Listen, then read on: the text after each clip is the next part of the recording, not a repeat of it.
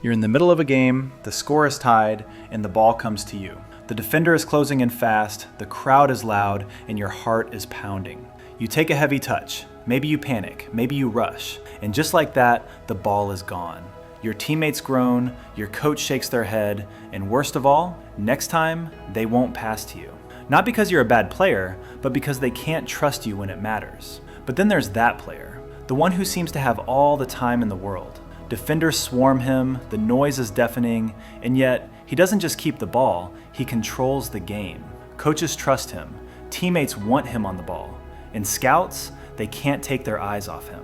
Here's the truth, that calmness under pressure, it's not luck, it's not even just talent, it's a skill. And the crazy part, you can train it. So if you're tired of being the player who disappears when the game gets tough, this is for you. Because today, I'm going to show you exactly how to rewire your brain, your body, and your game so you stop freezing under pressure and start owning it. And it starts with understanding one shocking truth about how your brain works when the heat is on. Here's what's really happening when you freeze. Your brain is betraying you. You've probably heard coaches say, "Stay calm," or "Just play your game," as if it's that simple. But here's what they don't tell you. Under pressure, your brain doesn't just get nervous, it overthinks. Studies on elite athletes show that amateur players' brains light up like a Christmas tree when the stakes are high. Too much thinking, too little reacting. But the pros, their brains go quiet. They don't think, they feel.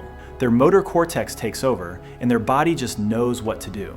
And here's the kicker. That instinct isn't something you're born with, it's something you build. Take a player like Moussa Dembele. He wasn't the fastest or the strongest, but when he got the ball under pressure, he looked like he was playing in slow motion. 3 defenders closing in, no problem. He didn't fight the pressure, he absorbed it. And it wasn't magic, it was muscle memory. His brain had been trained to stay calm when everything around him was chaos. So how do you get there? It's not just about drills or technique, it's about where and how you train. Because if you're only practicing in perfect conditions, flat turf, no defenders, predictable passes, your brain never learns how to handle the messiness of a real game. You're training for control, not for feel. And that's the first mistake most players make. They think they need to get better at the game, but what they really need is to get better at pressure. Because the game isn't played on a perfect pitch with no consequences. It's played in the storm. And if you want to be the player who thrives in those moments, you've got to train like it. So here's your first step. Stop avoiding chaos. Seek it out. Play in tight spaces. Train on uneven surfaces. Put yourself in situations where one mistake means game over. Because that's where instinct is built. Not in the comfort zone, but in the fire. And that's just the beginning. Because once you understand how to train your brain for pressure, everything else, your touch, your vision, your decisions, starts to change. But there's more to it than just staying calm. There's a second layer to this, something even most pros don't talk about. And it's what separates the players who survive pressure from the ones who dominate it. Here's the untold secret.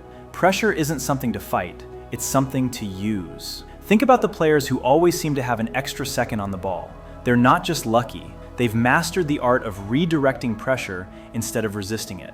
Watch how players like Busquets or Verratti move when defenders close in. They don't tense up, they don't rush, they lean into the pressure, using their body like a shield and their touch like a magnet. The defender thinks he's in control, but really he's being led right where the player wants him. And here's how they do it. First, they lower their center of gravity, knees bent, hips down, like a pyramid. This doesn't just make them harder to knock off the ball, it gives them leverage so they can shift direction in an instant. Second, they use their arms as sensors, not just for balance, but to feel where the defender is. And third, the most important, they make micro adjustments with the ball, tiny touches that keep the defender guessing. It's not about brute strength, it's about control. But here's what most players miss. The best shielders don't just protect the ball, they control the defender. They let the defender think he's winning right up until the moment he's not. And you can train this. Start with a simple drill. Dribble a tennis ball in a tight space, eyes up, while someone lightly pressures you. The goal isn't to keep the ball forever. It's to feel the pressure and learn how to redirect it. Because here's the real game changer.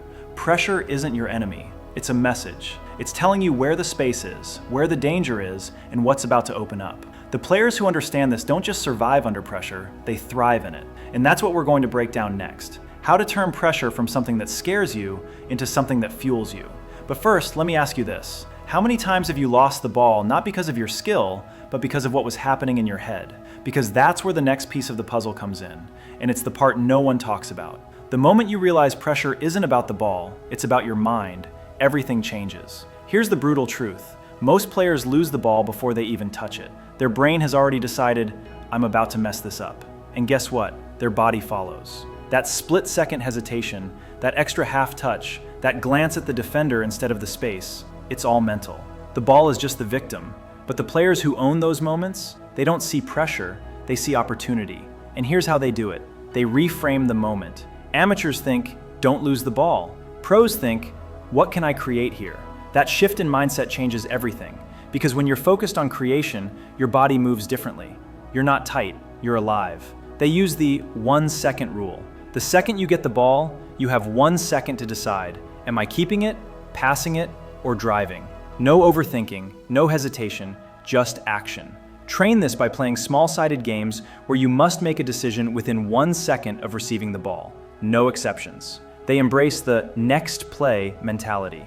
Made a mistake? So what? The best players don't dwell, they demand the ball again. Example, watch Kevin De Bruyne after a turnover. He doesn't sulk, he hunts for the next pass. Your mindset, the last play is dead, the next one is mine. But here's the part that'll change your game forever. Pressure isn't just in your head, it's in your feet. Your feet are connected to your brain in ways most players never realize. When you're nervous, your touches get heavier. Your movements get stiffer. But when you're confident, your feet move like they're thinking for you. So here's your next drill. Play barefoot. Not sometimes, often. Feel the ground, feel the ball. Train your nerves to react without thinking. Because the players who stay calm under pressure, their feet aren't just tools, they're weapons. And that's the difference between the player who freezes and the player who dominates. But we're not done yet, because there's one last piece to this puzzle, and it's the reason why some players don't just handle pressure, they crave it. Here's the final piece, the reason some players don't just handle pressure, but actually hunt it. They've turned fear into fuel. Think about the players who always want the ball in the biggest moments. They're not fearless, they're addicted to the rush of proving themselves when it matters. And here's how they do it. They redefine what pressure means. To most players, pressure is a threat. To them, it's a challenge, a chance to show they're different. Every time they feel that tension in their chest, they don't hear, don't mess up. They hear, this is where legends are made. And you can train this mindset with one simple shift. Stop avoiding the moments that scare you. Next time you're in training, don't shy away from the tight spaces or the 1-versus-1 battles. Seek them out. Put yourself in situations where you have to be brave. Because confidence isn't built in comfort, it's built in the fire. Here's your challenge, the no safe pass rule. For one full training session, you're not allowed to make the easy pass. Every touch has to be a risk, a drive, a dribble, a creative play. Force yourself to be the player who makes things happen, not the one who watches. The pressure seeker drill. Set up a 1-versus-1 where your only goal is to take on your defender every single time you get the ball. No playing it safe, no hiding, just you, the ball, and the courage to go at them. The last-minute mentality. In every game or scrimmage, tell yourself, this is the last minute of the Champions League final. Feel that weight, embrace it, because the players who rise in big moments are the ones who practice like it's do or die. Because here's the truth no one wants to admit. The players who dominate under pressure aren't born that way. They're the ones who decided to stop waiting for confidence and started creating it. So the next time you feel that pressure, don't shrink, grow. Don't hide, attack. And don't just survive the moment, own it. Because the game doesn't belong to the fastest or the strongest. It belongs to the player who looks pressure in the eye and says, I was built for this. Now get out there and prove it.